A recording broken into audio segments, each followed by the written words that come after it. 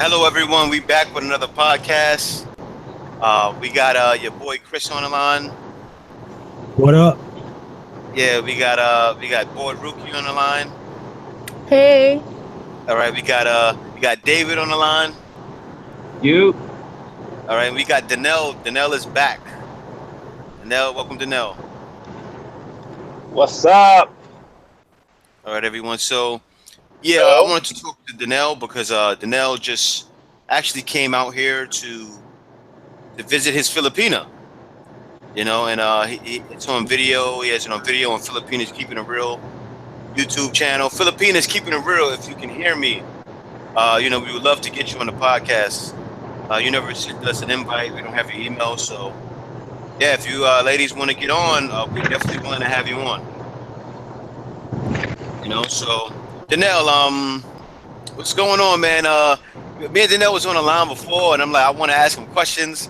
Me and him was the only one here, and I'm like, all right, I want to ask, but I said, you know what, we have to save it for the podcast. peekaboo. That's what's up. Yeah, so Dnel, Ask all the questions you want, man. yeah, There's a whole twist to all of this, so you guys are gonna be surprised. Whoa. all right. So start out with how, like, I want to know everything from like when you got on the plane, how you felt, to when you got here, what you did on the plane. Because when you got off the plane, you looked a little bit like you was a little tipsy. So we need to know everything. Actually, your boy Chris pointed out. He said, "Man, that guy's tipsy." I know he was tipsy because when you're a little tipsy, and sometimes you have that mad face, but you're not mad. So your boy Chris pointed out. I said, "Yeah, he think he was tipsy. He looked a little bit upset, but he's not. He's probably extra happy." So yeah, I'm the happiest man on the planet, man. see, there we go. So yeah, man, tell us how it was. Well, first of all, I wasn't too fond of really getting on no plane ride for amount of hours, more than 2 hours for sure. But Mm-hmm. I finally got the nerve to do it. Bought my ticket over there in Las Vegas. Bought my ticket for Asiana Lines, and shout out to Asiana Lines. They got great customer service for the whole way through LAX Mm-hmm. all the way to Cebu City and back. Um, Oh wow. yeah, great service. So if anybody was wondering, if Asiana Lines is good, they straight. But I finally got on a plane. It was a 12-hour flight to Incheon, Korea. I'm so excited. I couldn't wait to get there. Once I took off from LAX, I lost all signal, but hey, they knew that I was coming and I was going to be arriving in Cebu City within 24 hours. Mm-hmm. Got to Incheon, sat there for about 3 hours. The airport or their terminal was awesome, over there. It was a great Mm-hmm. terminal. They had food, everything you can want to relax for the time for your layover there. So I finally took Mm-hmm. off from Incheon. I went on to um, it was a 4-hour flight to Cebu City. Now this is going to be the shocking part to everybody. Excuse me. um, so whatever you guys hear right now, I hope you guys don't hold any I don't know. Some people they may not. You got a lot of haters out there, Mm-hmm. But Mm-hmm. anyways, I arrived in Cebu City and I'm in the security line. I'm getting ready to, I see that those two doors to get out and to touch Cebu City. And the lady is running my passport. And she's like, I don't see your name on here. Like, what? You don't see my name? So I'll give you guys a couple of guesses at what do you think happened when they said they didn't see my name. What could be the possible reason why my name wouldn't show up? Who booked your flight? It was a travel agency in Las Vegas, Nevada. Oh. Right? Mm-hmm. So my name didn't show up, but where it did show up was they sent me to another room. Now I'm thinking at this time, something ain't right, man. Something ain't right, because they hadn't told me anything. They told me nothing. They took me into another room, and they said, Dnel, we can't allow you into our country. What? Yeah, that's exactly what they said. And I'm like, why? I didn't have no attitude or nothing with them. Mm-hmm. I was just like, why? Why can't I come to your country? I flew all this way. And they said, well, over 24 years ago, you have a history inside of California. You're on Interpol. So the first thing I think is, what would you think if they told you that you were on Interpol? I'm running. Right, that's one reason. Yep. Yeah.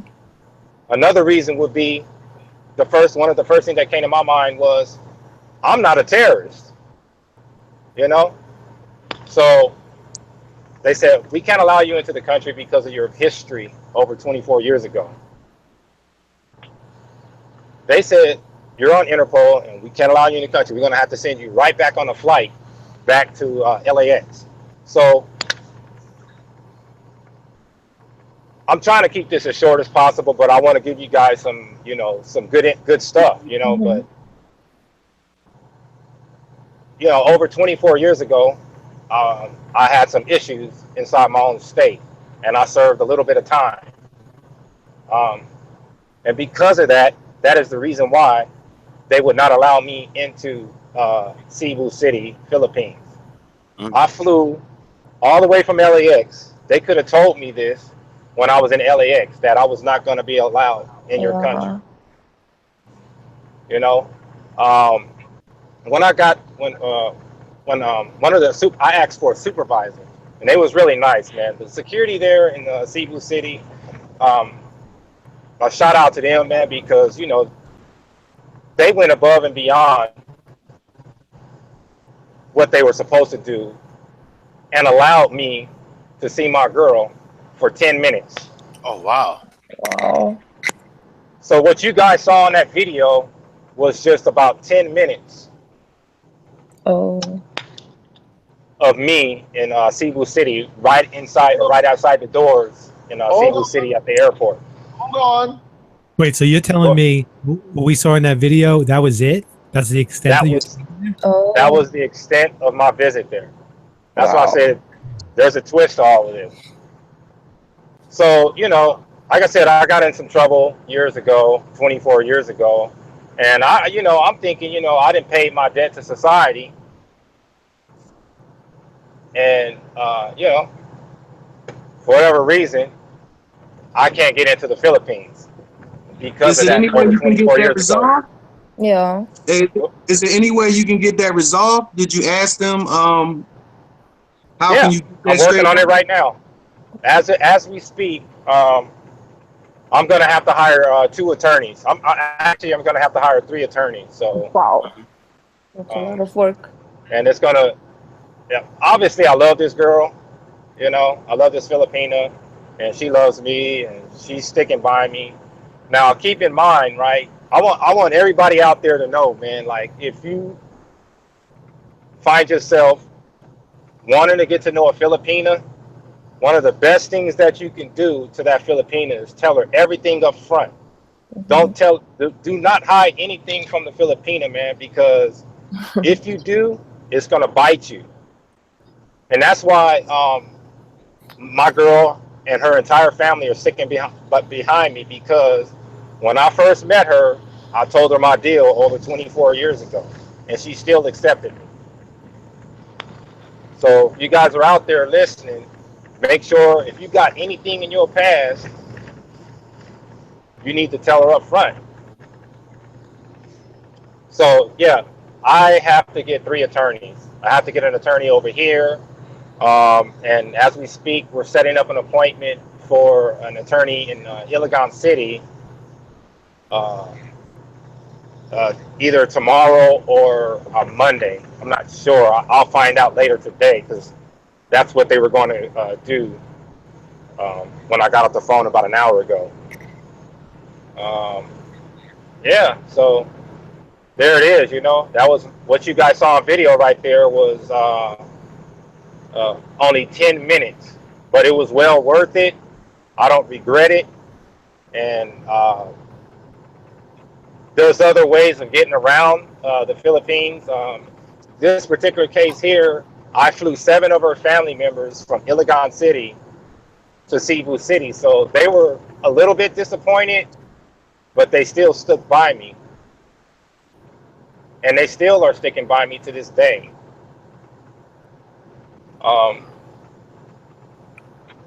It kind of hurt. It didn't really hurt me while I was descending back into California. You know, some people say, you know, men shouldn't cry, but I'm gonna tell you, man, that hurt me so bad when I started descending back into California. It's like, wow, man, I paid my debt to society, and wow, I can't. It's like I had uncontrollable tears just descending into California, man, when I was coming back. Hold on. I had a question for you. Do you know right now, are you banned in any other countries you can't fly to besides the Philippines? Well, yeah, that's what I was gonna get to. When I got to Customs and Immigration, he told me he's actually surprised they didn't allow me to come in, you know, because, you know, hey, it's over 24 years ago. And he told me that I'm gonna have to write a letter to the Philippine consulate in Manila. So that's what we're working on right now. I'm getting a letter from my company. I'm getting a letter from myself together. I'm going to fax those letters over to my Filipina and her family, and then I'm going to fly them from Iligan City to Manila to meet with the Philippine consulate. The Customs and Immigrations told me that I'm allowed to go, that I will be allowed to come into Thailand. So that's my next trip, Thailand or Taiwan. So what's going to end up happening is I'm going to fly her family from, my girl's family from Iligan City into another country in order to meet them. And this time, you know, obviously it won't be the first, but, you know, it'll be different, you know, because I'll be able to stay there for more than the 10 minutes that I had when I was in Cebu City that day. You know, I was so excited. I was so excited. You can see, if you look in the video, you can see that my girl was excited. Everything was genuine. There was nothing phony about it. It was real, you know, and just like that, man, and like I said, just 10 minutes. That was the only the amount of time that I was allowed to see my girl. And they was nice about it. They didn't have to, you know. They didn't even have to let me do that, you know. But because of my attitude, you know, they felt I wasn't a threat, that I wasn't going to, you know, do anything crazy or stupid. They allowed my girl to see me for 10 minutes, you know.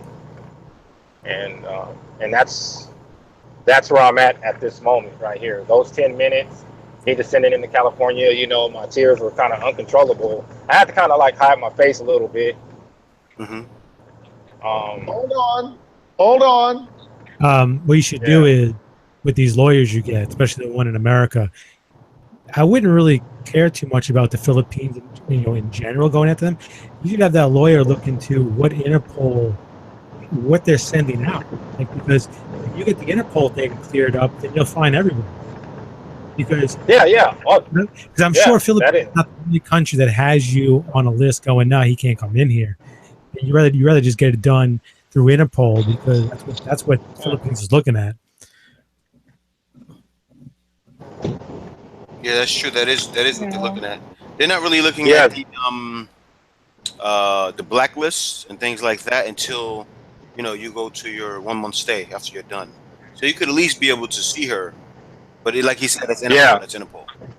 It's Interpol, and it's with the Department of Justice. It's the Department of Justice here in California that, you know, they're the ones that got my name up there like that, you know. I mean, I guess rightfully so, because over 24 years ago, you know, but I mean, I paid my debt to society. It's like, wow, man. Yep. You know what too? You have to remember, like, all these countries, right? They're not America. So, like, they make their own laws, and they could have a thing where, hey, listen, we don't want anybody that's ever been convicted of any felonies ever to enter our country. And it's totally up to them. But the thing is, whatever information Interpol has, like you said, California submits information to Interpol. And whatever information they have is what you have to figure out, and figure out what countries are you banned from, and how do you get that lifted. Like you said, you served your time. Like, what do you have to do? Like, what do you have to present to them to get off of this list? Because I have a friend this happened to a long time ago, before 9/11, and he was actually going. You know how, like, in America, we can go to Europe no problem with a passport. We don't need a visa, just need a passport. And he got married, and for his honeymoon, they were going to Paris, and they went to board the plane, and they kicked him off the plane because he wasn't allowed to leave America, and he had no idea. Yeah. And the only place he could go outside the U.S. that he could go to was Puerto Rico. But, like, okay, so the problem with that is, for me, I know that I can go to a couple other countries because Immigration and Customs told me so. But she can't go anywhere. She can only fly, like... She can go to Thailand, like you said. To Thailand. That's the only place that she can fly is to Thailand. And so I'm gonna have to... Hong Kong too, but Hong Kong is not. I don't believe. It's Hong Kong is part of China, right? Kind of, yeah. They're not gonna let me in there at all. Not in China or Hong Kong. Yeah, because I was looking at that too. So the only place that I can go is Thailand. So you know, that's what we're working on. You go to Cambodia. Cambodia, Vietnam. And as far as the attorney, I have no choice but to do that. I have to get the attorney. I have to have 3 different attorneys. I've already calculated I'm going to be out of $10,000 in the next 10 months. I mean, in the next 2 months. Wow. Man. You know, well, I think you'll be okay. You make over $5,000 a month, right? I make a pretty decent amount, yeah. Yeah. Okay. Yeah, I know you don't want to say. I make a pretty good amount. I'm blessed, you know. I'm not rich, but I'm blessed. You know, so that's what I'm working on right now. I'm working on getting, you know, these things resolved on both sides. And my girl and her family, as we speak, are on their way to the lawyer's office right now to get the counseling, to find out exactly how much it's going to cost, which I already estimate I'm going to be out about $10,000. But that's just a terrible. Of course, you know, nobody wants to give up $10,000, but I ain't got no choice. I mean, if I'm going to go through, if this is going to be my girlfriend, you know, my wife, I have to do it, or else I just have to break it off.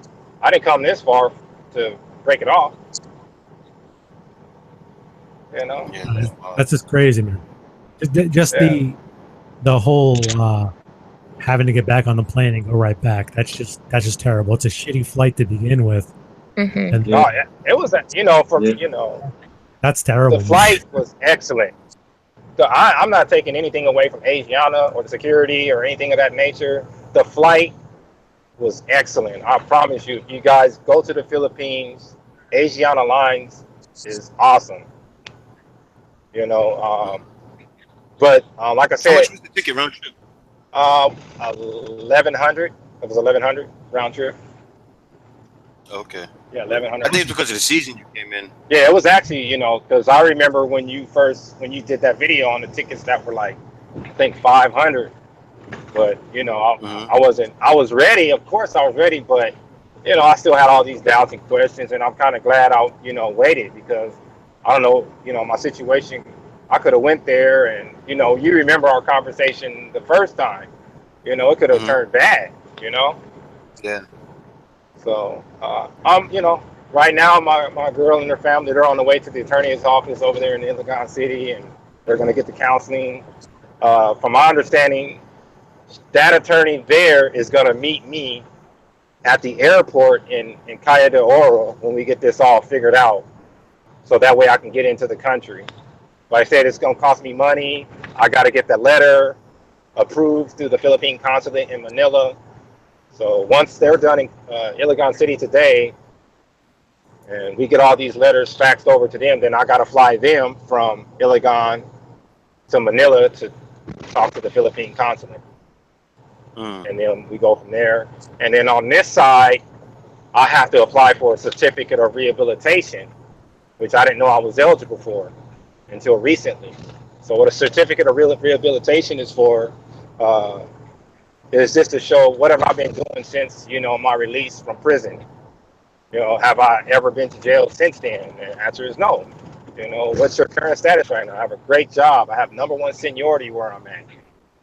You know, I'm doing good in life. You know, so they want to, that's what the certificate of rehabilitation is. And once the judge signed that, then it automatically goes up.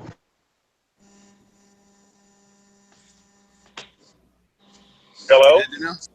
$5,000 just to do that. But that takes 6 months to a year to get approved. But, you know, I got to do it. You know, I wish I would have known about it a long time ago. I would have had this done and over with. But I didn't know until I started doing the research and stuff like that. So, you know, I guess, you know, fellas, it was worth it to me, even though it was only for 10 minutes. And, you know, you live and you learn. You know, my only thing was, why didn't they stop me in Incheon? Why didn't you guys stop me when I was in LAX? You know, because that could have just saved me even though it was worth it in my eye, you know. But, you know, we got the best technology in the world. You mean to tell me you guys couldn't tell me this before I left LAX? You know? They made it hurt. They made it hurt more, you know? No, I'll tell you. Yeah, I felt like somebody was playing with my strings or something like that, my emotions or something. Yeah. But it's okay, though. I'm not going to let it, I'm not going to let it, you know, I'm not going to let it stop me. You know, like, you know, that one song, Ain't No Mountain High Enough. Ain't no mountain high enough. Ain't no river Yeah. enough. I'm blessed, man. I'll tell you why we let you out of the country. You know why? Because we're not trying to keep people in. We're trying to keep people out. So that's the reason why they let you out. Because Philippines and America are not on the same. You have to have a visa. You know what I mean? It's not like going to Europe where it's like, oh, go ahead. We're trying to keep people out. We're trying to keep them in. You know what? Listen, not to keep going over this whole thing. Listen, you know what? I told Jay, like, when I saw that video, I was like, oh, it looks like he had a couple on the plane. He's nice and loose. When you know, you went there, you met her, and now I know you weren't drinking on the plane. You were in shock. Yeah. That was a look of shock on your face. I thought you were just like chilled, you know, kind of like, you know, yeah, that one picture with my hat backwards. Yeah, I had the Incredible Hulk hat on. That was on the way to Cebu City. You know, a good thing is, you know, you didn't act up. That's a good thing. You know, you kept your cool because it could have been worse. Yeah, you know, you don't want to act up in a situation like that because it ain't gonna do you no good. No, man. Some people do, and you know what? I would understand somebody if they did act up after that situation. Honestly, if somebody been a jerk, I'd be like, well, they just went around the world and they have to go back. Yeah, you see, I left for. Of course, you know, like I said, I'm just grateful they gave me the few minutes to see my girl and stuff like that, and it's all good. You know, like I said, you know, I'm working on it as we speak. You know, in a matter of time, whether I'm in Thailand or in the Philippines, it's gonna happen. You know, I just got to do like what the security told me. He said, all you got to do is just write a letter to the Philippine consulate. You know, explaining your situation, how long ago it was. You know. And they should approve you. So that's one way of doing it, and that's why I'm going to fight it 3 different ways, you know. And another thing too, I have to have this other immigration attorney because let me ask you guys this: because we took those pictures and stuff like that, does that mean that I had contact with her? It actually does. Yep. Doesn't mean I had contact, right? So I can actually start the K1 visa, right? Yeah, we got to find out from we got to look deep into it. But I don't know if there's any stipulations on hours or minutes or seconds. You know what I mean? Right. But to me, that's contact. You know, you met her. Yeah. So that's one of the reasons why I'll have the certificate or rehabilitation attorney, an immigration attorney on this side, and of course, an immigration attorney on that side as well. Yeah, I was wondering. That's what I was asking some of these attorneys, and they said, yeah. And actually, they told me that you don't even. What I didn't understand was the attorneys that I was talking to over the last few days, last week, said you don't have to make contact with the person. And I was like, that's not what I was told. That's not what I've been. Yeah, I wouldn't listen to that. I wouldn't go with that one. I wasn't told. I was told that you have to make contact with that person. So yeah, look up some new attorneys, man. You didn't go with him, right? yeah, no. That's why I was like, oh no, I don't believe that. That's why I didn't call him back. He was like, you don't have to make contact. You know? I was no, that ain't how it goes. Our government requires that you make contact with the foreigner over there. Yeah. Yeah. Doesn't make any sense. Yeah, because you know they'll picture pictures. You know, because if you don't do that, then you have to like kind of doctor up some pictures. You know, the government can see all of that. Yeah, they run it through that digital imaging, and boom, now you're in jail. Yeah. So yeah, there it is, there, fellas. My 10 minutes of wow, man. Just 10 minutes with my girl, man, and her family, right there on the airport, right outside the doors when you get through their immigration. I'm just going to give you my opinion. You want my opinion? All right, let's go around the table here. David, you have anything to say about this, about his experience that you're just? Yeah, T.I. We need some wise words from T.I. And we're going to Rookie next. Well, you know, it's unfortunate that, you know, he ran into those issues going over there, but at least he got a chance to see her, you know.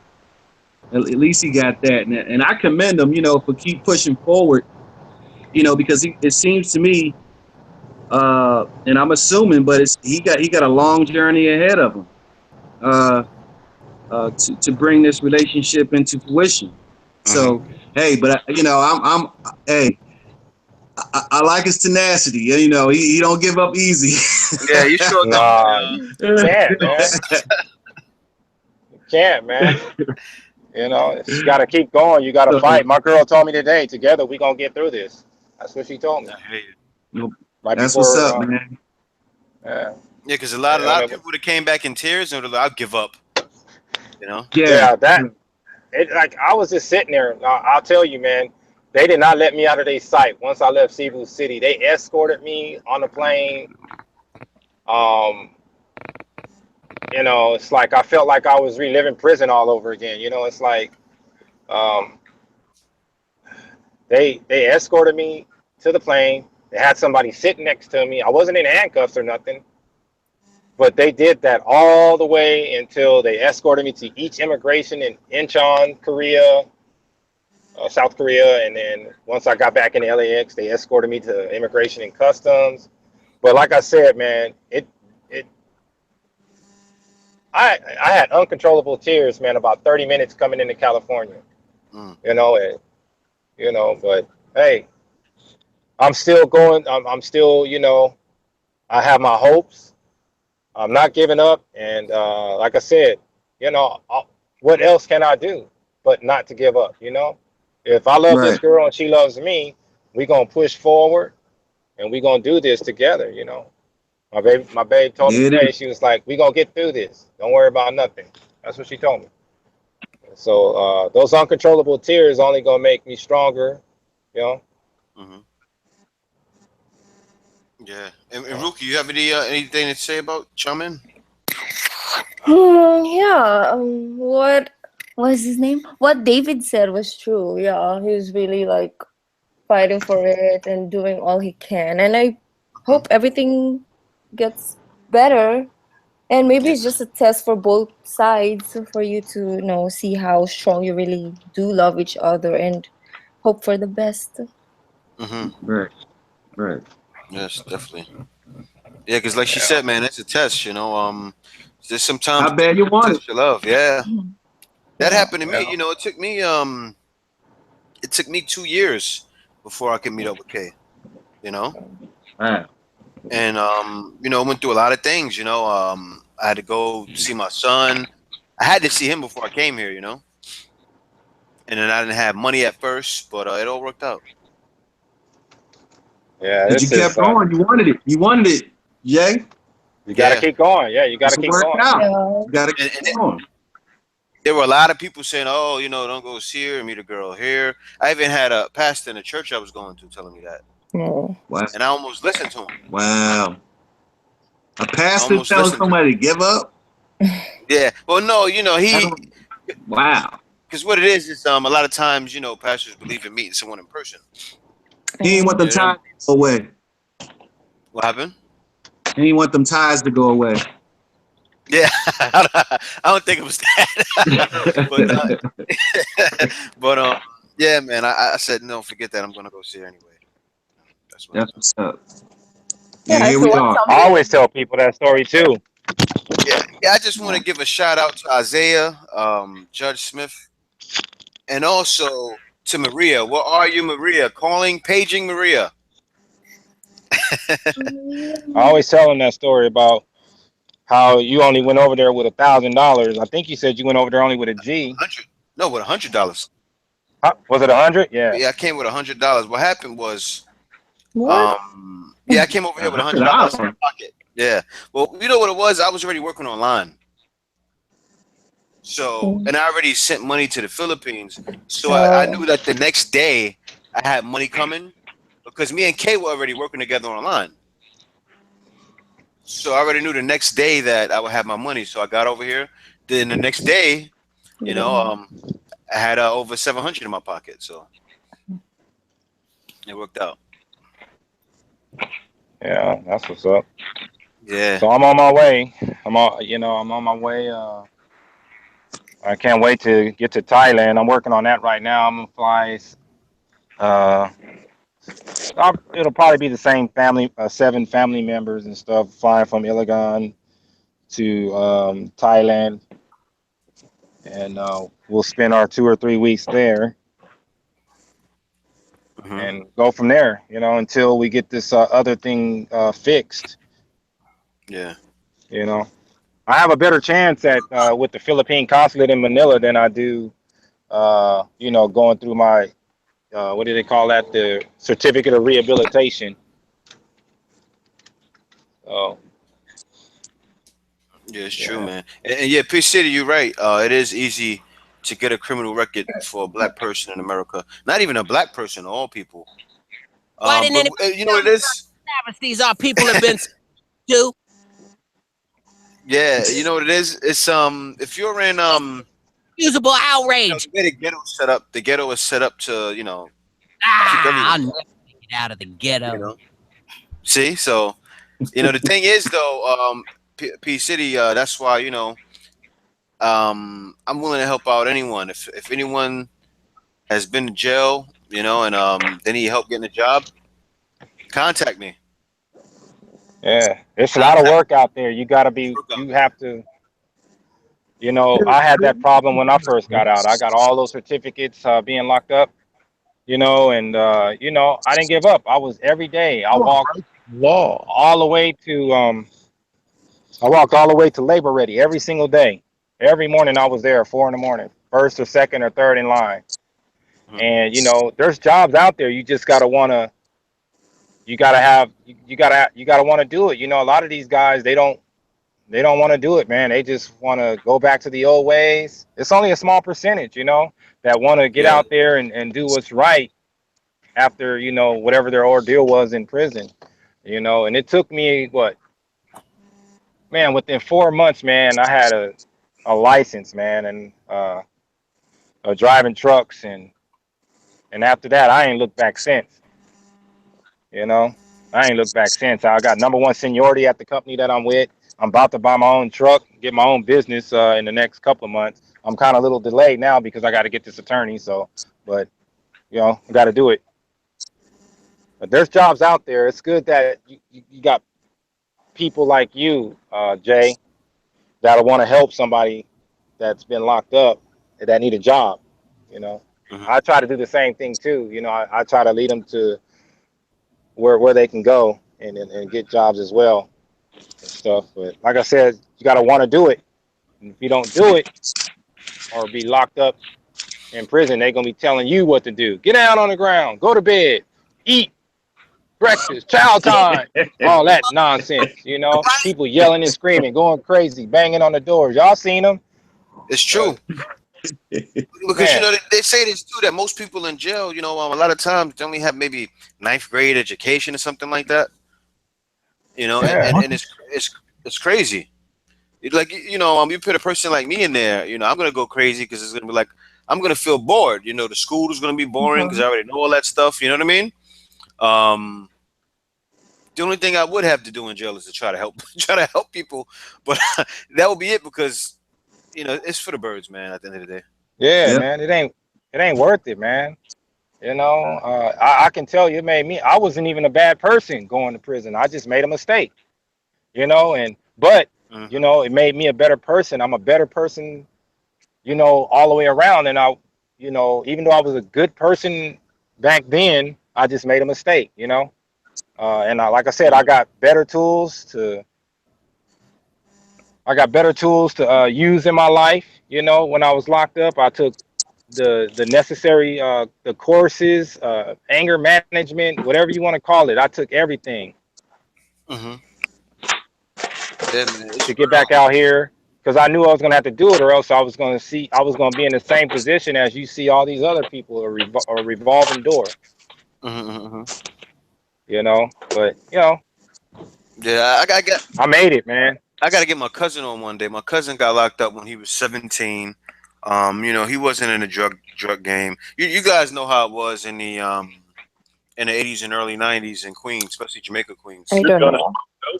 Oh yeah, it was horrible. I know they. You know, and they blamed him, just like P. City said. They don't have any evidence, but they blamed him for they never have evidence. They just know that you can't afford a lawyer, so they can pin anything on anybody. So, especially back in those days. So what happened was they said he killed some lady, you know, and he was in jail. I believe he didn't do it. I know he didn't do it because he would have told me by now. And he hasn't told me. He didn't do it, you know, because we real close like that. So what happened was, you know, he's 17. Now he got to go right into, if anyone knows what Spofford is, I think you know it, Chris. He got to go in there with all the crazy guys, you know, that'll cut you for smiling, you know. Then after that, he's going to the big dogs upstate. He's 17 years old. Oh, wow. Politics, man. That's another thing too. Politics is like, wow, man. It's crazy. So as soon as you get in there, now you're 17, you with the big boys. You just came from a place where everybody's cutting each other every 5 minutes. What do you think he's gonna be doing in there? He got to turn into an animal right away. Do you think it's because of because he's black as well? You gotta survive. Because of what, Rookie? Because he's black. Yeah, oh yeah, definitely. You know, not to be racist, but it's definitely because it's you know, he's our black. country is in serious trouble. But don't get me wrong. Don't get me wrong. If a white guy lives in the ghetto, he gets the same thing too. Yeah, I understand. But then I was watching this on YouTube, wherein like parents or even an adult had to explain to a black kid. They didn't do the white kids, but they did the black kids to explain to them how they have to act when there's a police around. And I was in tears. I was like, oh my God, this is unfair. Yeah, that's racist.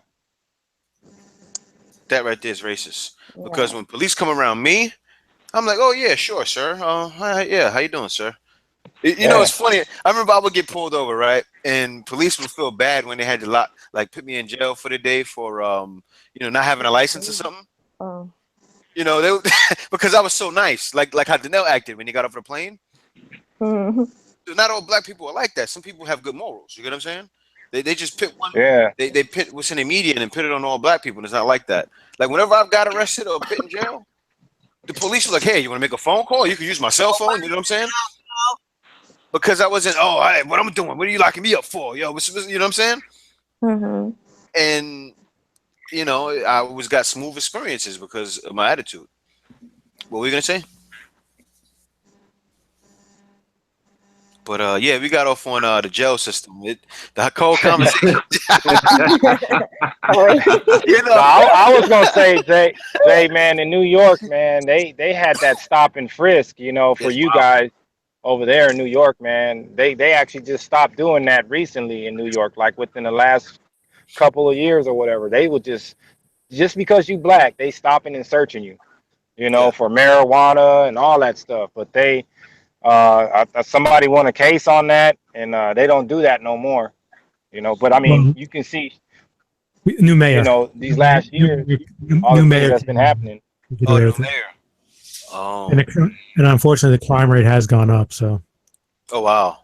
it's an unfortunate evil. That's the problem. Is that It is. It is. In a way. it's a weird thing, man. It's almost like nothing will ever be right. You know what I mean? Like Yeah. nothing's ever gonna be right, and it really comes down to rich versus poor. You know, Yep. like rich people with money want nice places, they Yeah. want nice areas, and to do that, you know, you got to force certain people out, right? Or you got to keep certain people, the people with no money, out of these areas. So they create laws or they create policing policies to make sure that certain types of people don't come over to these areas. And if you go to like Brooklyn, a lot of parts of Brooklyn are so gentrified now that the people that grew up in Brooklyn, that made Brooklyn, no longer live there Yeah. because they can't afford to. They get forced out. You know what I mean? Because all yuppies in it now. And they're doing it in Harlem too now. They did, exactly. They did. You know, the city bought up a lot of the property, and they redid it, and they made these expensive ass brownstones. So now you have all these yuppies up in Harlem past the Apollo. You know, Yeah, man. that's crazy. It's nuts, yo. If you see all the white people in Harlem, it's like another extension of the city now. Yeah, it's so different. It's like they're stretching out the city. Yeah, I was born in the 70s, so like, you know, the New York that I grew up with is different than it is today. It's so unbelievably different. Yeah. Listen, it's not as scary as it once was, I'll give you that, but it's so clean in a way. At best, I think that's the best way I could say. It's sterile, because as bad as it was, it had a culture to it. You know what I mean? Like it had a certain aura to it. Like New York was just New York, and now, nah, it's different. It's very different. Hey, you know what, guys? Yeah. I haven't even unpacked my suitcase, man. Y'all see this? Everything is still in my suitcases. I got 2 suitcases right here. One is with food that I was supposed to give to them. Don't mean to change the subject there, but That's right. just turned around and I looked at that. I was like, dang, I ain't even unpacked my suitcases yet. I hear you. You're still in shock. That's what it is. Yeah, I'm a, you know, it's like I just can't believe. I mean, it's like we have the best technology in the world. They could have stopped me right before I got on the plane, you know. But I'm glad it happened because I actually made contact, you know. And yeah, I'm still a little bit in shock, but you know, I'm not giving up. My girl ain't gave up on me, you know. The family ain't gave up on me. Everything is still going as it was, you know. And I just need to get these tickets together for Thailand here in the next month or so. What part of Thailand And you I'll gonna be go on to? my way there. Where are you gonna go to in Thailand? What area? Huh? Where are you I gonna don't go? know yet. I don't even know. I got to do my research on that before I go. But I know I want to be somewhere, you know, where it's maybe a little bit city. No, Bangkok. But You know. you know, if you want to go someplace with like, you know, Yeah. at least as an embassy, you go to Bangkok. But if Yeah, you're going to definitely. you want to go somewhere nice, you're gonna have to go down south, you know, where the beaches are and stuff like that, like Phuket or something. Yeah. I haven't decided, but You I want know to I was chill and gonna do the relax research on it. in the city. Your boy Chris, how long can you stay in Thailand? Because that's how long all of them should be able to stay. I think it's the same thing. 30 and 60. I think it's 30 in, then you can do a 30 extension or something like that, and you got to leave. Oh, okay. So yeah, you got you can stay with them for a couple of a week or so if you want to, man. Stay there. He can stay there for at least 2 months. I think 60 days. Yeah, I'll be gone. It'll be 2 to 3 weeks. The only thing I'm gonna say about Thailand, I've never been there, but I watch a handful of Thailand vloggers. The only thing I'm gonna say is, even with people that lived in Thailand for like a year to 2 years, you got to be careful as a foreigner going there with the immigration laws, because it's not a normal government. It's a military-run government. So like they change and enforce things how they see fit. So like if they don't, like one day they decide, hey, we're going to enforce this rule that's been on the books, but they never enforced it, they will enforce it. And you'll be like, oh shit. Like the next thing you know, you got to come out of pocket for more money and figure out how to do this or do that. Yeah, that's the only thing I don't like about Thailand. And they target foreigners with prices too. Yeah, they do. They do the whole you pay, Thai people pay X amount and everybody else pays, whatever. But I heard it's that way in Cambodia too. If you go somewhere in Cambodia, they'll have like 2 prices. Yeah, I'm going to Thailand. You know what I'm going to do though? I told Kay, because Kay blends in well over there. She's lived over there for 5 years. So when we go, I'm going to shave my head completely bald, because they have like this culture out there, like these guys that want to look like they want to be like Mexicans. You know how Mexicans dress in LA? Yeah. They have a whole culture in Thailand where these guys dress up like Mexican gangsters and listen to nothing but Mexican gangster music all day. What? I'm dead serious. Look it up. You guys got to look that up on YouTube. Look up Thailand Mexican culture, and you'll see the guys dressed up like Mexicans, riding those same bikes they ride in Cali. So what are you gonna do? Just walk around with K dressed like that? No. I'm gonna shave my head so I blend in with them. They think you're a rival. Yeah, they're gonna think I'm one of them, and I blend in right in Thailand. So when me and Kay go to places to get, if we want to get deals, I can get the deals if I just let Kay talk, because Kay can talk, a little bit of Thai. Yeah. Good luck. Yeah, it'll be successful. I'm gonna record the whole thing. Vlog. Oh, definitely. I'm definitely vlogging that. But yeah, what were you gonna say, Dnel? No, I mean, it's just can't wait to actually just be able to, because you know how much I wanted to meet my girl. I was excited, and we were supposed to we had a whole lot of things planned out, and for it to happen like that, I can't wait to, even though I'm gonna have to do it in a different country. I can't wait to just experience all the things that you would want to experience when you meet your girl for the first time. Walk around, hold hands, make love, whatever. Go to the movies. Jeez, getting carried away. Just talk about different things. All the things that she says she wanted. The more time I spend with you, the more I like you.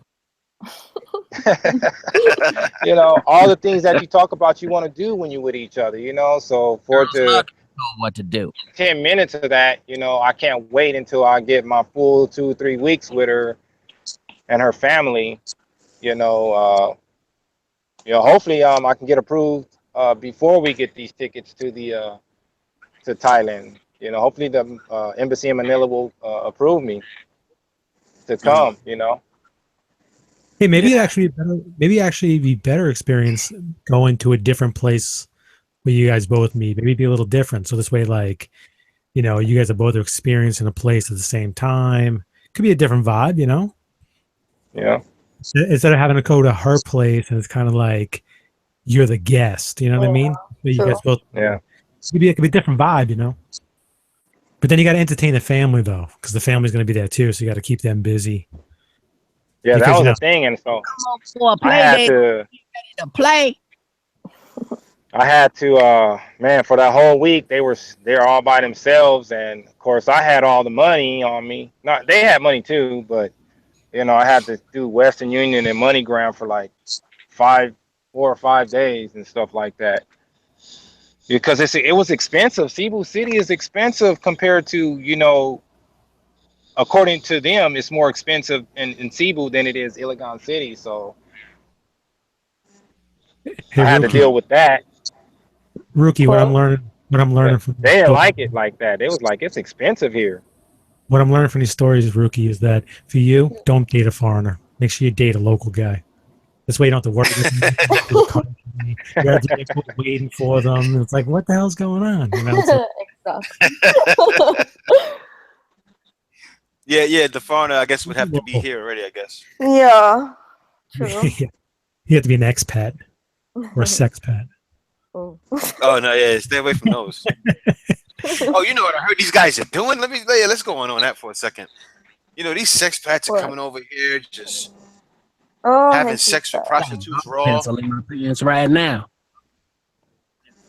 They just go over here having sex with prostitutes raw, and you know they're just saying, hey, you know, it's because you really can't get AIDS like that, which is true though.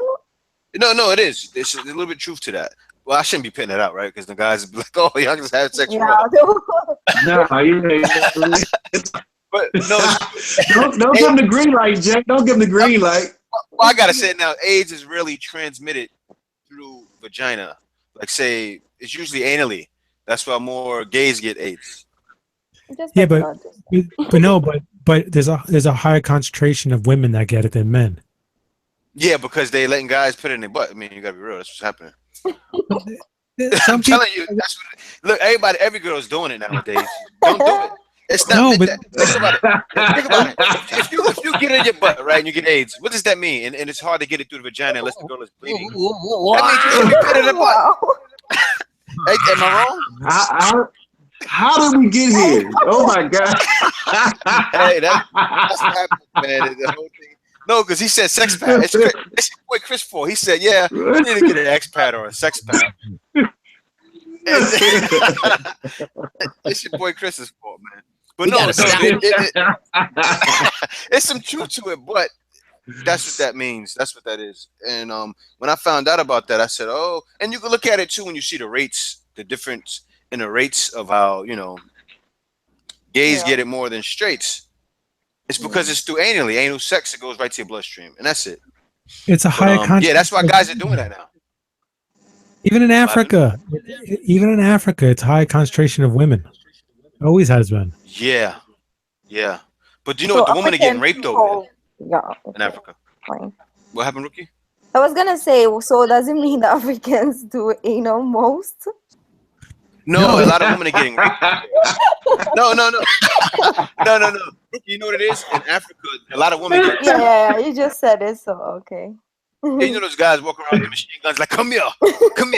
I'm going to get you. He's going to get your butts. I'm going to get the vagina. And that's no, because they're doing that in certain countries. You just lost your one subscriber that's in Africa. What happened? You have in the continent of Africa, like one subscriber. You just lost them. No, Africa. No, a lot of people in Africa like me. Don't sleep. That guy who broke his arm just quit. But no, but in Africa though, don't get me wrong, Africa's so big. Africa's actually, I think it's like the biggest continent. Yeah, but you know, it doesn't look like that on the map. But Africa's actually bigger than it looks on the map. Africa takes up like most of the world, believe it or not. It's like the biggest land surface. But no, Africa's beautiful. I definitely wanted to go to Africa too. Africa, there's a lot of beautiful places in Africa, and all they show is the blood diamond and the ugly and the starvation. Yeah. Yeah. You go to other places. It's the beautiful beaches in the world. Yeah, it's actually very beautiful for media as always. Yeah. So definitely don't sleep. And Bounty Hunter said, join the KKK army. Oh man. God. We'll pass. Yeah, we'll pass. Yeah, man. But no, it's serious. How about David? What's his story? I still don't know the full. Yeah. All right, David, tell the story. David, you gotta tell your story again. I'm sorry, I don't know the whole story. Oh, sure. Go ahead, Dave. I met someone over in the Val who just happened to be 18 years old.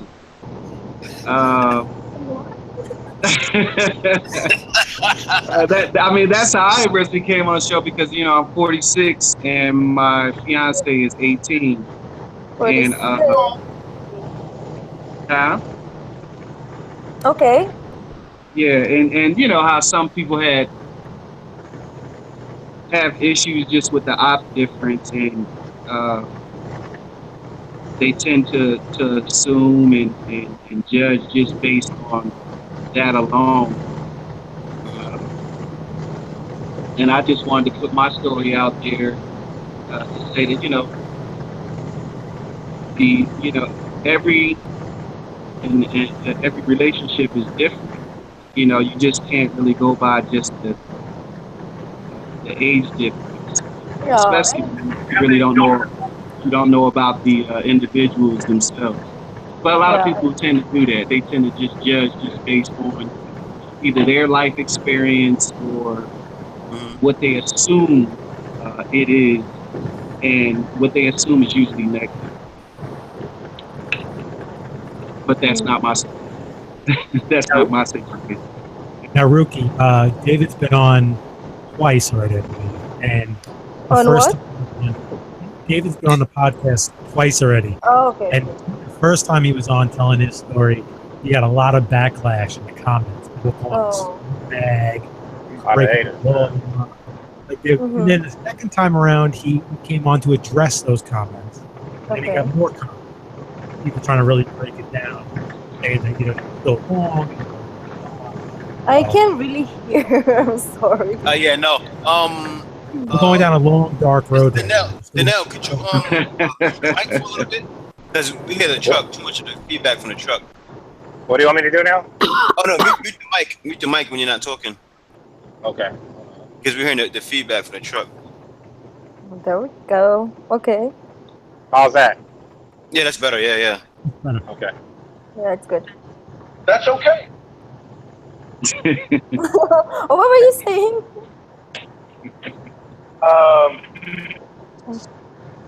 Hello? Hello? Hello? I'm here. Check 1, check 2. Hi. We just waiting for T.I. to talk. You know what it is? I know T.I. Oh. I know T.I. aka David is just he's getting tired. He's like, man, I done told this story like 5 times. Oh, no, but you know what, Jay? You know what? I still get the haters on your comment. They just double down. Ever since the second show, you have some guys that double down on their opinion. But that's okay. They don't know me. They don't know my fiance. But what I will do, just like Dnel did, I'm going to videotape my trip over there. During the marriage. I'll make sure I videotape the marriage, and the things that I do over there. And put them on so people can see. You can shoot the wedding photographer video guy Jay had. It was really good. Yeah, he was good. People are always gonna judge you just because. Yeah, they're just gonna hate just because it's not their way of life. So if something is different for me, I'm gonna hate what other people are doing. So it's just how people are in general. But I don't really, care if you are with somebody who is younger. It's love. If you think that you guys are compatible, then that's your life. I'm nobody to judge. Yeah, and she's of age. She's 18. She's old enough to know what's wrong or right. I mean, yeah. And not only that, you got the family support. So so that's okay. Right. So as long as you got some family support, that makes it even better. Yeah. Listen to that voice. Aren't you sweet? Yeah, man, because me and your boy Chris seen something that was very disturbing. Let him know, your boy Chris, what we seen. It was, I don't know if it was Jason or somebody that sent it to us. No, about the legal age thing. And isn't it 12 or something? You said the last time. It really is 12. Yeah, I saw it. Let him know. Let him know, Chris. Let him know, your boy Chris. No, the difference, the only requirements is you need if a girl is under a certain age, you need to have permission from the parents. Yeah. And then you need to have a written note to take them out of the country if they're below a certain age also, which but I believe it's like 12 is legal to marry or something like that. Yeah, as long as the parent consents. Yeah, parent consent. I think 18 is without parent consent, but to take somebody out of the country is like 21. Oh, okay. It's like these multi-steps. This guy, one of Jay's, Jason something, Jay is his last name. He posted this link. This link takes you to this website that shows you like all the different rules to take, for the different rules of like getting married or like leaving the country with them, whatever that. And it's very interesting because it's kind of multi-layered. Wow. Yeah, it is. I think we have him. Jason Rodimer, was it you that sent us that link about marriage, about taking someone out of the Philippines?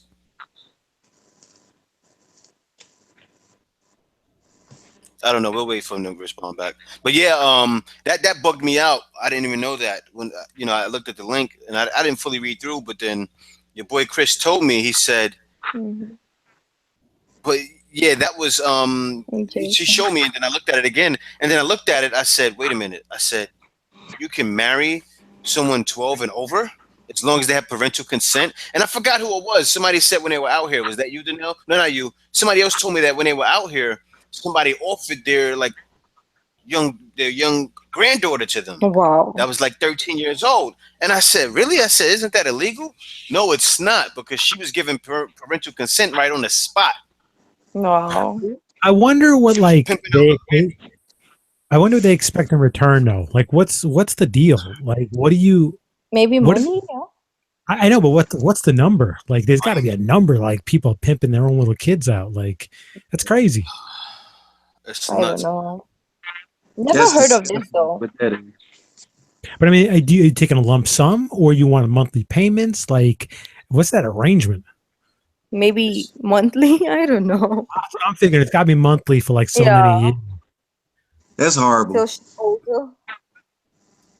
Yeah, that's nuts.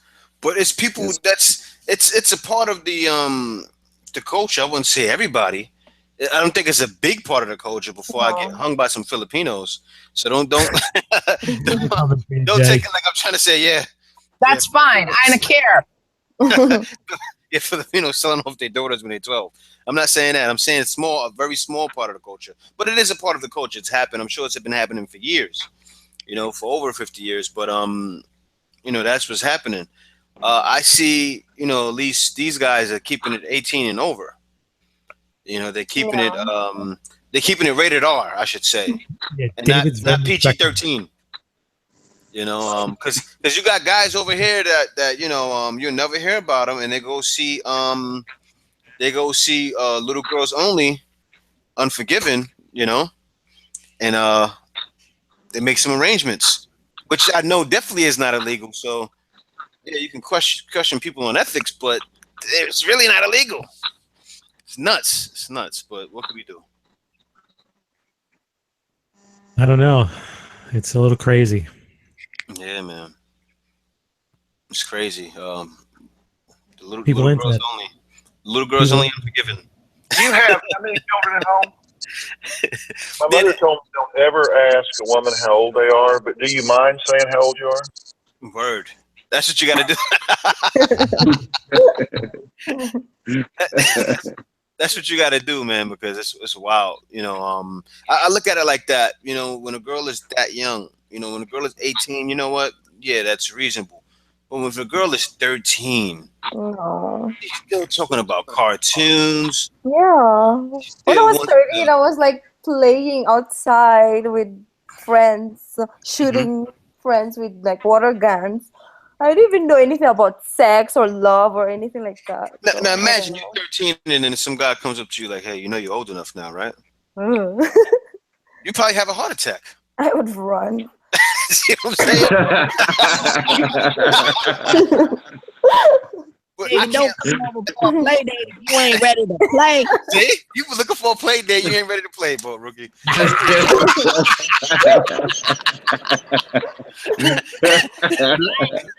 And the guy coming over saying, you nice and ready. And hold up, let me leave Bull Ricky alone. Hold up. I'm not a fruit. Well, I guess they wait till the girl that is around the period age, which is let me stop talking. That's just nuts. I need to shut up. But yeah, man. But this did happen. This did happen back in the day. This been happening. You got to think about the the dark ages, and then even back in the U.S. When going back to the 1800s, they married 13, 14-year-olds then. And 12-year-olds, and they've always done it. And there's really nothing I haven't seen even anything in the Bible that talks against that. Yeah, true. Yeah, so I think from a mind state, is it right? No, because of the mind state, but you got to think too, those were different times at the same time. Yeah.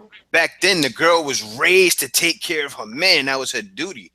I'm not saying that that's a girl's duty now, but my wife still believes that a little bit, Well, let me tell you, real quick. You know what my wife does with me, your boy Chris? She goes, "Oh, babe," like say it because I like to cook and I don't mind cleaning and doing all that. And she was like, "Oh, babe, you're cooking too much. What are you doing?" It's like, I don't want you to think I'm not, and I love it. But I still cook anyway because I like to cook. You can't say that about most women. Yeah, that's true. What were you gonna say? The young girl thing is that I don't want to put this group on blast because they might come after us, but there's a certain group of people in a certain religious group that very true. Mm-hmm. They like to kidnap young girls and sell them off as what?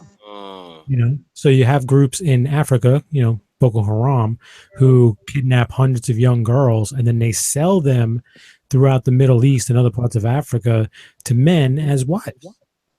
Yeah, it's been happening for years. It's part of. They think it's part of their religion. Their twisted part. I mean, people are gonna hate on this. They're gonna say in the comments, but listen, it is what it is. But that's part of what they think is okay. Mm. I mean, but the whole thing is, it's one thing if somebody was into that, like that was part of their religion, but the whole kidnapping and selling part, come on, that's not part of your religion. Yeah, you have places in India, certain religions, where they believe prostitution is like spiritual. Yeah, that's in Las Vegas too. They believe prostitution is spiritual, but that's not as bad as people kidnapping girls, and that's part of religion. Yeah. That's nuts. That's crazy. But I don't know if you've seen it, Jason. I invited you in, but I don't know if you got the invite. But I don't know, man. Yeah, like you said, lots of twisted stuff been going on since the beginning of time. But you know what, Darren? I'll say this. I think could you turn your mic down a little bit, Dnel? I think that back then I don't think it was as bad. I think it's bad as far as the mind state now. But back then, the age difference is a lot. But the girl's mind, the woman's mind then, like those 12 and 13-year-olds, like they hit 13 and they were women. Yeah, they were raised to get to that point sooner. Mm-hmm. Back then. Right. Yeah. They were conditioned and geared towards that because a lot of stuff was arranged back then, or like they would hang out in the families would be in certain circles with other families. And it was kind of like, back then too, like not even going that far back, even in America during colonial times, like it was not uncommon for like, let's just say like the older brother had a girlfriend, right? Or he was a fiance and they were engaged to get married. They were going to get married. And to say for some reason he died, the next brother in line would marry that girl. Because there was an arrangement between the families that they were going to, one family was marrying off their daughter to another family of higher stature or whatever, or they ran in the same circles. And then that younger son would wind up marrying that girl because there was just an agreement between the two families. So it's kind of like, it's almost like it's like this systematic type of thing. It's not really based off of love. It's just kind of like, this is what we do. Yeah. I think that was more of a genetic thing, trying to keep the genetics of that particular family. I'm sorry. I wouldn't say that was genetic. That was more that genetic part happens in some parts of Europe without a doubt. But yeah, that's what I meant. Yeah, that's what I'm talking about. I'm sorry. No, but a lot of it has to do with more with stature. The money, Stature, genetics has to do with wealth. We're keeping wealth with wealth. Then they don't want, because a lot of things. Listen, a lot of people misconstrue racism and other things like that for skin tone, but a lot of it has to do with poverty. People just think, they look at a certain group of people and they're like, oh, we don't want them. You know, that's what Jay said earlier about, like, you take poor white people and you put them in the same situation, they're going to just end up shitted on just like everybody else, because it has to do with the rich versus poor at a certain point. You know, like if you ever watch, there's a story on YouTube, I think Vice did it a couple of years ago, in Camden, New Jersey, right? Camden, New Jersey is one of the most surveilled cities in America. Okay, like everybody thinks, oh, New York is really surveilled, but Camden, New Jersey is one of the most surveilled cities in America. Where they have cameras on every single corner, and all the people that live in Camden say that it's impossible because they feel like they're in jail, right? Because they can't do anything, because they're not allowed to stand on the street corners. They're not allowed to stand outside the house. They get harassed by cops because they show up on camera, right? They send a patrol unit, like, listen, there's two kids hanging out on the stoop. They'll send a cop car by, and the cop car asks these kids, like, yo, what are you doing on your stoop? And they'll be like, yo, we live here. And they'll be like, go in the house.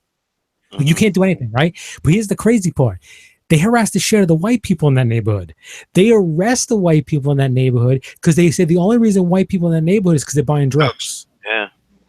And the thing is, they interviewed all these white people that actually live in Camden, and they're like, we get arrested at a higher level because they automatically say, oh, we're here to buy drugs. Because it's true, the rich white kids come in, right? But they round up everybody, and everybody's like, it's the most bizarre place.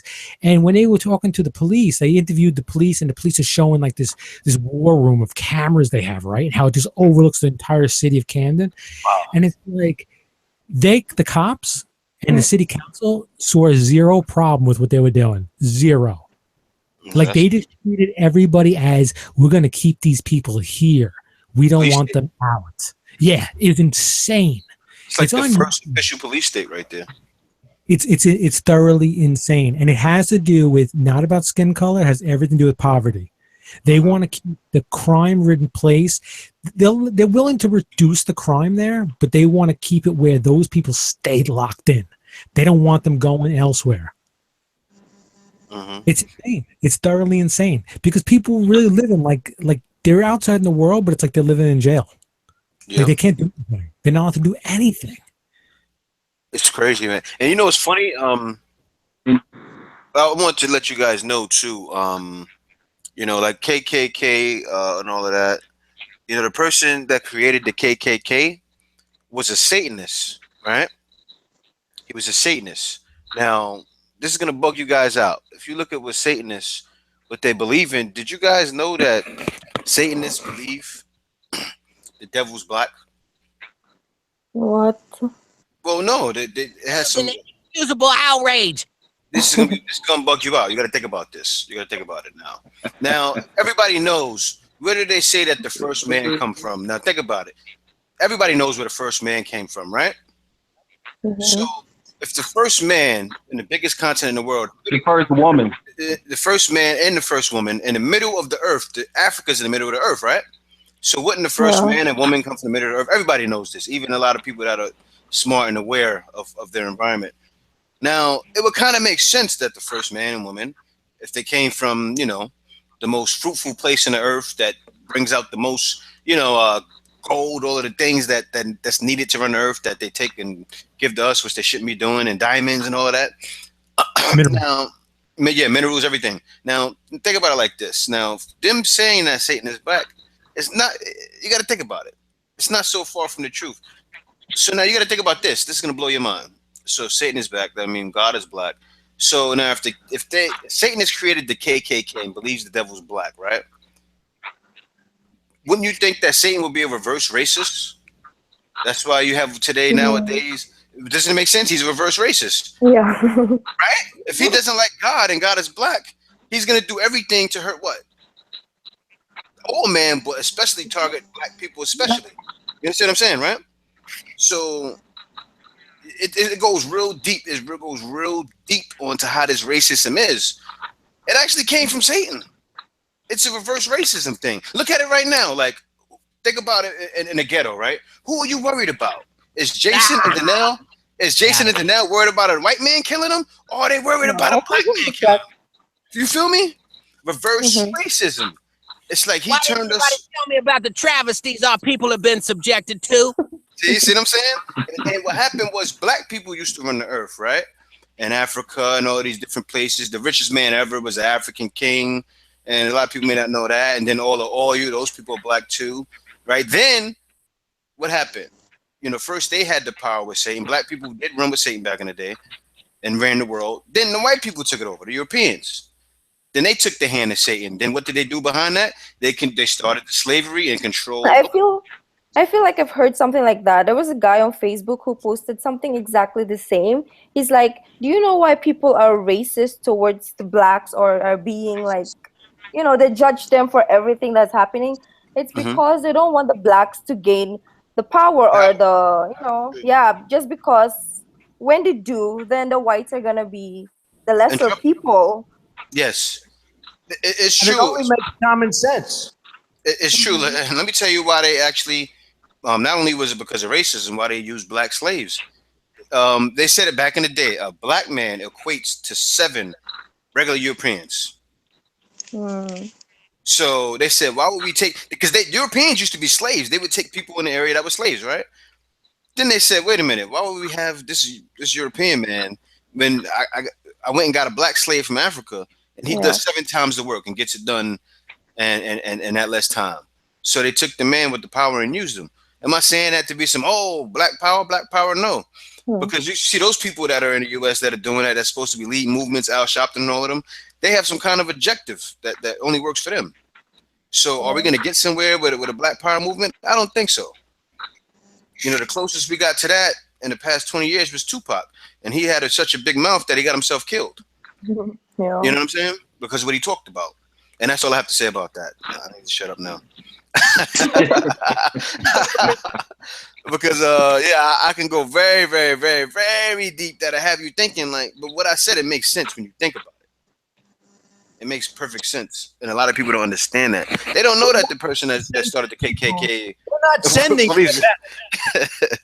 Yeah. But that's it, guys. I just wanted to drop some knowledge. Everybody got quiet after that. Yeah, it's really being politically correct. Yeah, and that's real, and that's what I had to say that because we're talking about a little bit of that today. You know, of why the social engineering and everything is the way it is. Rap music. Rap music is the way it is. The current state of rap music. The current state of rap music, because rap music before in the 80s, when people saying self-destruction, you're headed for self-destruction. You know that song, Rookie? I gotta ask Rookie because she's young. I don't know. Oh, I know Dnel and David know that song. That's the stuff I grew up on. I was talking about that the other day. I was talking with David too. You know, I was 10 years old, something like that when they came out. Wow. And that's what I was bopping to when I was young. So imagine little kids growing up listening to that.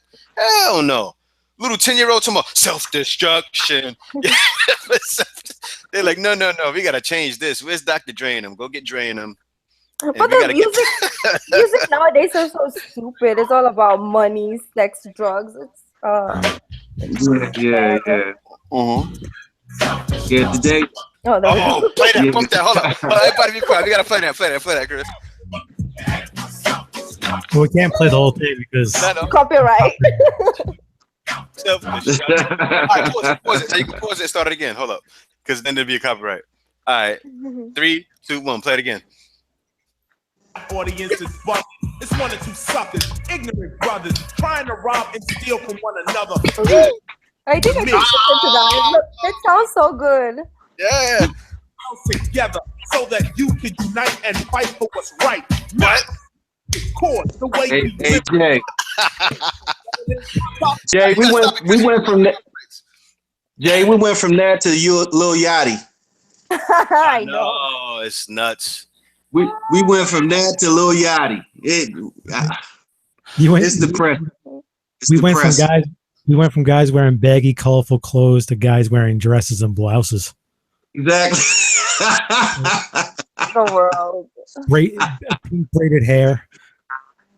Well, that's the social engineering, though. That Jay, that part, you can connect that to what Jay was talking about. That social engineering, to think that that kind of thing is what's in. It's what's accessible when they just trying to take a little masculinity out of men, I guess. It's deeper than that. They trying to stop. It's deeper than what you were saying. I mean, you can go really deep with this whole thing, but this show is don't have enough time in the show, but it's because they're doing stuff on multiple levels. It's not singular, so it can go deep, to what's going on. But if you halfway awake, then that's half the battle. Mm-hmm. Yeah, man. It's so true. Yeah. Jason said this is a topic we can go on for days. Everybody could, man, because guys that's a little bit older, they see what's going on. Yeah. Even Darren said dudes wearing rompers now. Note them said mumble rappers, trash. It's gonna be this song. It's crazy, man. Now I think of Rakim, I think of Kane, MC Shan, I think of Nas, I think of Rocket Seal Smooth, Grand Puma. Yeah, so now when Lil Yachty is doing Sprite, that automatically, all right, I don't drink Sprite anyway, but I'm just saying that automatically take it down from when we thought Sprite was trying to be a part of the hip hop movement. And the hip hop. Jay, can you hear me? Yeah, I can hear you.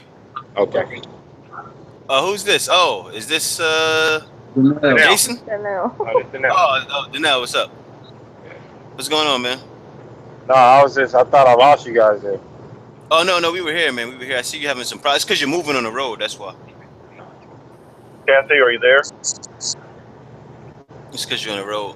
But yeah, guys, that's a deep topic right there y'all talking about, man. There's so much going on. They so far ahead of us. It ain't no joke, man. It is, man. Modern slavery at its finest. We're gonna go on a roll and let everybody get out their last words because we've been on here kind of long, a little bit over an hour. So I'll be quiet. I got a big mouth. I love everybody. Take the floor, y'all. Take the floor. Let's go, David first. Well, I just wanted to say, just look out for me making these videos the same way Dnel did, to show, what happened with his situation. I'll be doing the same. I'll leave here in July 23rd. I'll be leaving to go to Manila because I have to go to get that legal capacity to marry. And then I'll be going to, so I'll be posting those videos with my friends over there and the marriage. And I'll be over for like 3 weeks to a month. So I'll post it on that. Cool. And who we got up next? We got Dnel, you up now. Oh shoot, man. I just can't wait to get to my bag, man.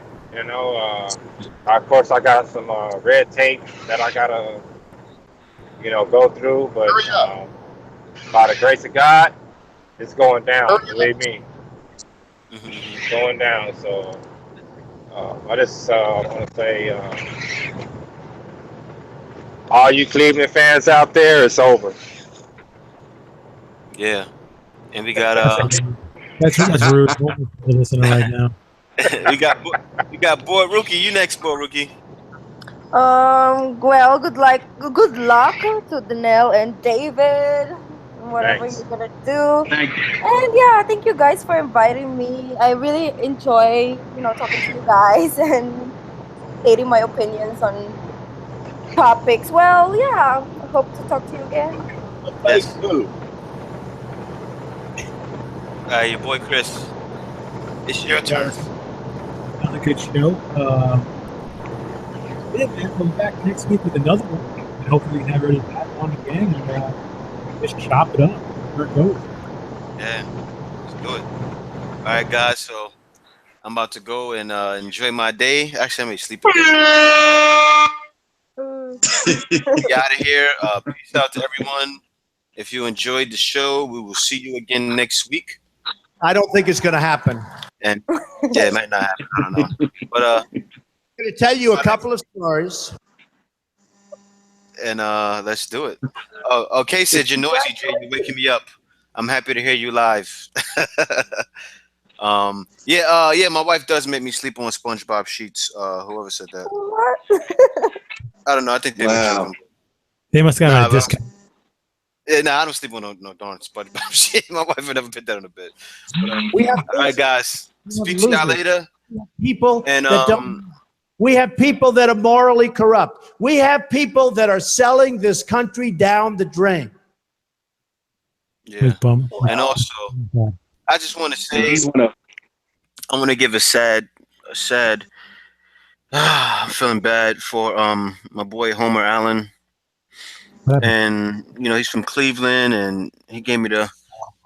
I have a Cleveland Cavalier 2016 NBA champs hat right here, but this year I don't think that's gonna happen.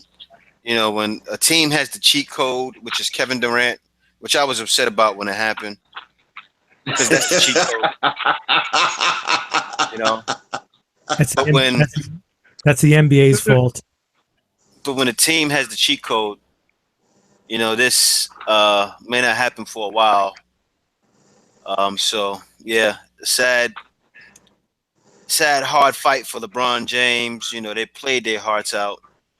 Him and Kyrie, they were playing full throttle just to keep up with Golden State.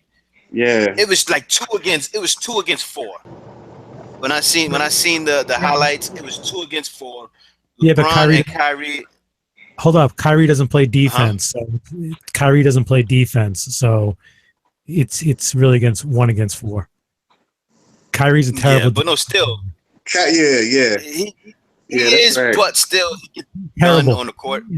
Kyrie is a one-way player. He is terrible, and he's a one-way player. And guess what? They got 3 better players on the other side than Kyrie. So LeBron James is hungry to try. No, I would say, I would take Klay Thompson over Kyrie these days. At least he plays defense. Well, Klay Thompson he plays very well, defense very well, but Curry doesn't play that good defense. I can't say that because Curry gets like 3 steals a game, right? Curry can play defense. He's breaking dudes, man.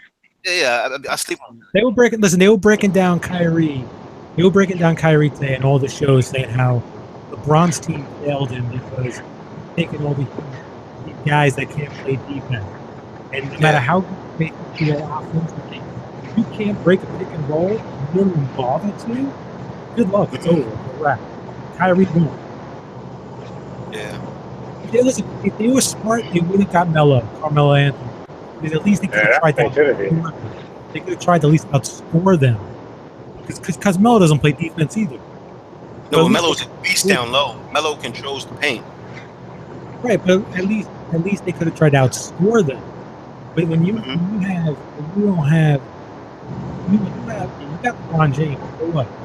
You got to match up against 3 really good players, and you're the only guy that really it's mission impossible. Yeah, man, it was definitely hard. It's been definitely hard for them. I couldn't end the show without talking about that. And I don't really care for LeBron James, but I'll defend him on that. Like, it is mission impossible, man. He might be he's definitely the best player now in his generation, but he's going up against what everybody calls a super team. You know what I mean? Like, you can only do so much. Yeah. You know, I've always liked LeBron James since he came in the league. What I don't like about him is I don't like the whining a little bit. He's too big. He's too much of a big manly guy, you know, to act like these people hitting him and hurting him. You know, that right there, like, come on, LeBron. LeBron. You know, I get mad as well when I hear people say LeBron need to keep driving to the lane. Because when LeBron drives to the lane, you're not stealing that ball. You're not blocking his shot. And he showed that in the finals. He's too big. It was like he was going 1-on-5. And Curry just did it last game. Curry just stripped him down low last game. Yeah, but still, that doesn't happen. I mean, it could be done. But you got Christian Thompson, who's making 82 to 85 million dollars, and end up getting just like three rebounds, no points. You know what I mean? No assists. That's a problem. You know what I'm saying? Because he's not a role player. You get $85 million. You're not a role player. Yeah, you a starter. You a starter.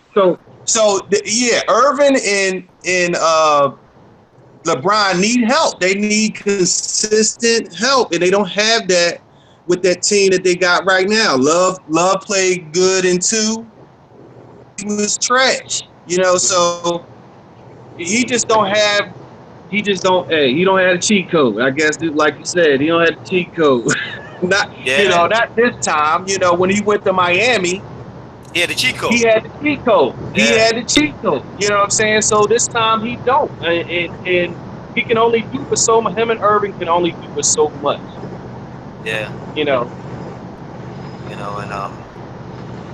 and I just want to finish with a song. It's so hard to say goodbye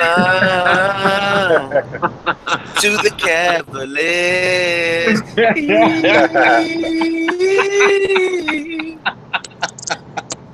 I don't really a fan of the Cavs, but I wanna see LeBron.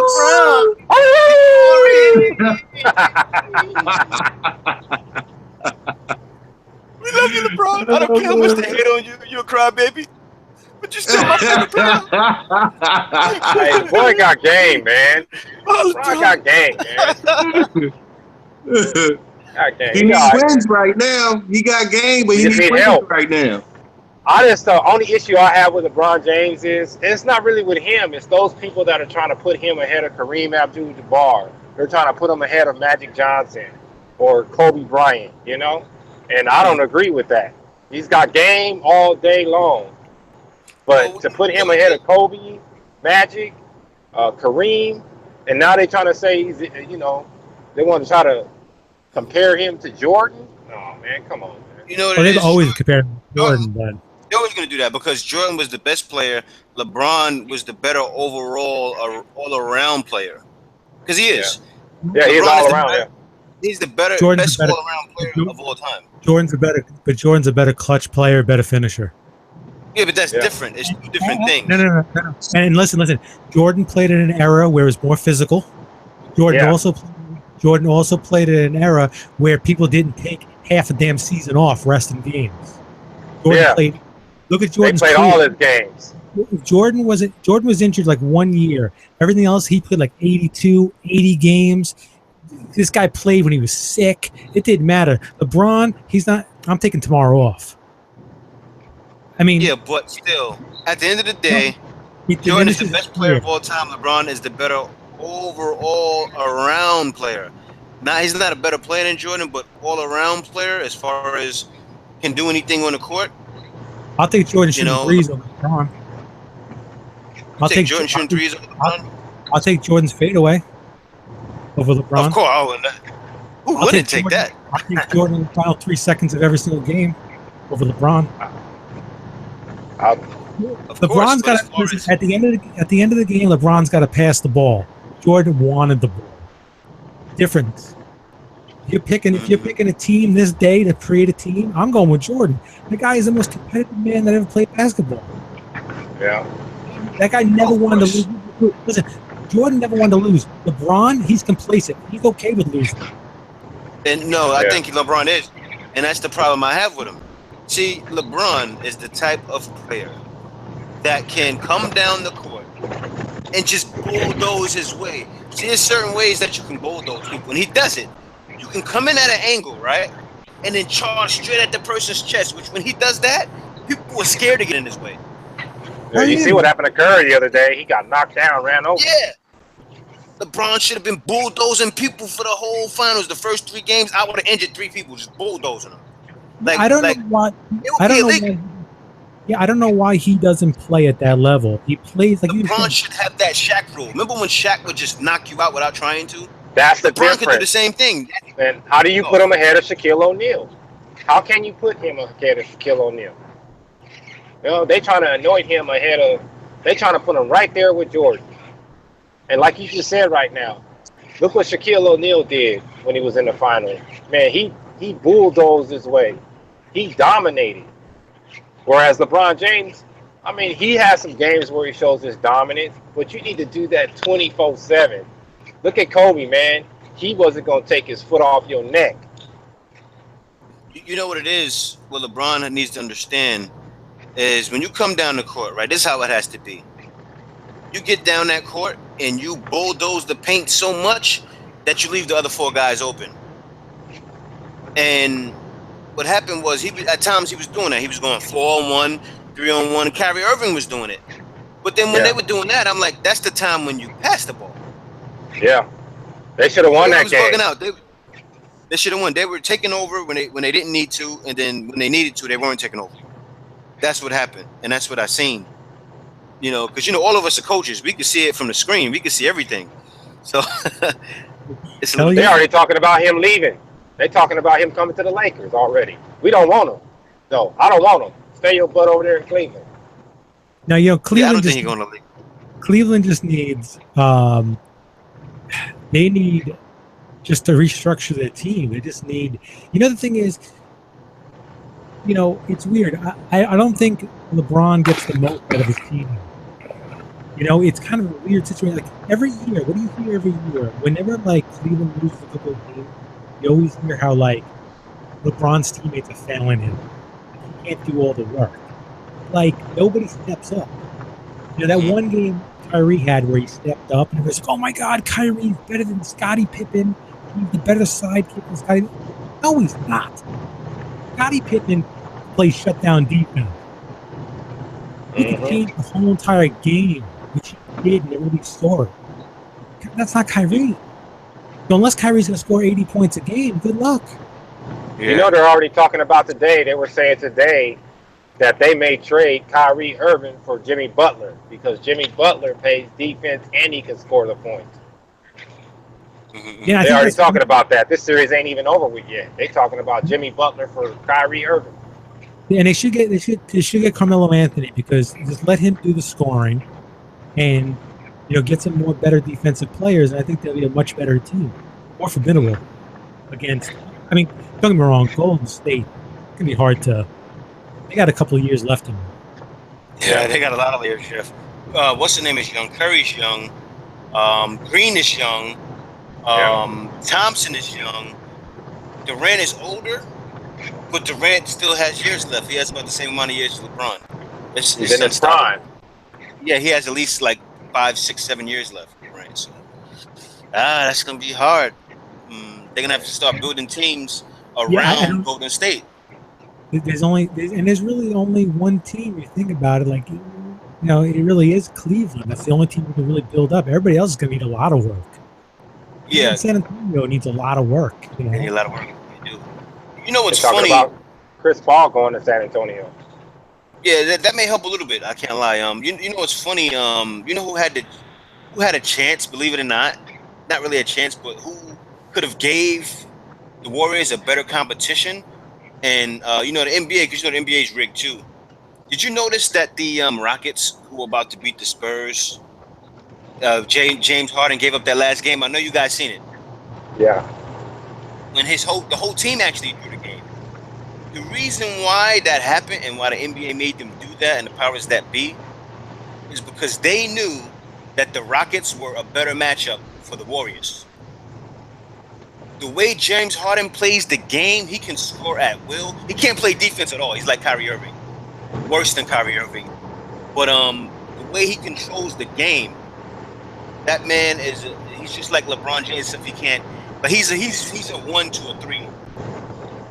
He can't play 4 because he can't play defense. But that man James Harden can control the game and take over games. And his team, he had knockdown shooters. He had knockdown shooters more than San Antonio. Yeah. So Houston was actually a better matchup for the Warriors, but it was already written in stone for the Warriors to win that championship. Well, and then Because believe it or not, Houston was the only shot of beating the Warriors this year. That's why NBA made him throw that series to San Antonio. And then magically everybody on San Antonio gets hurt and is out for the series. Yeah, like come on now. But San Antonio didn't have a chance anyway. The people that had a chance was Houston, and they knew it.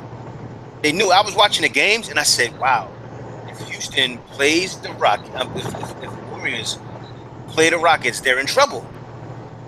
They're in trouble with Durant and everything. It's not. Sometimes it's not about okay. You got Durant, you got Curry, you got this person, that person. The way that James Harden played, and I think it's a toss-up between him and big toss-up between him and Russell Westbrook for MVP. But the way that James Harden played in that series when he first started, and the way he seen him play the whole year, he was the only shot to beat the Warriors. And you know what? If he would have beat the Warriors, they definitely would have beat the Cavs because of the way he played and all the knockdown shooters he had, and those guys showed up until San Antonio and they threw that last game. Okay, what you gonna say, Chris? What was I saying now? Yeah, but I think we should end it. We're going way way past the time limit. Yeah, maybe next week we could add some sports talk in there for like 10, 20 minutes. I don't know. We'll just throw these things around. But yeah, guys, I'll see y'all later. I'm Homer. I'm gonna have to mail you back your hat. No, I'm joking, man. Great hat. Now you just Thanks a lot. change. Put X chant. X chant. No, I'm gonna have to put band-aids on the shit part. But no, it's all right. It's still 2016. Well, once a champ, always a champ. Just take off the 2016. Yeah, exactly. No, I still rock this pride. I still like LeBron James. I'm not so much a Cleveland fan. I'm a LeBron James fan. But yeah, guys, it was fun. I can't stop talking. Jason, you came in. You didn't say anything. My mic. I don't know if you're there. You can hear me. Oh, you hear me? Yo, man, next week, man. Yeah. Next week. Yeah, definitely. You see the invite late. And yeah, guys, thanks for coming in. And we're out of here. Peace. Peace.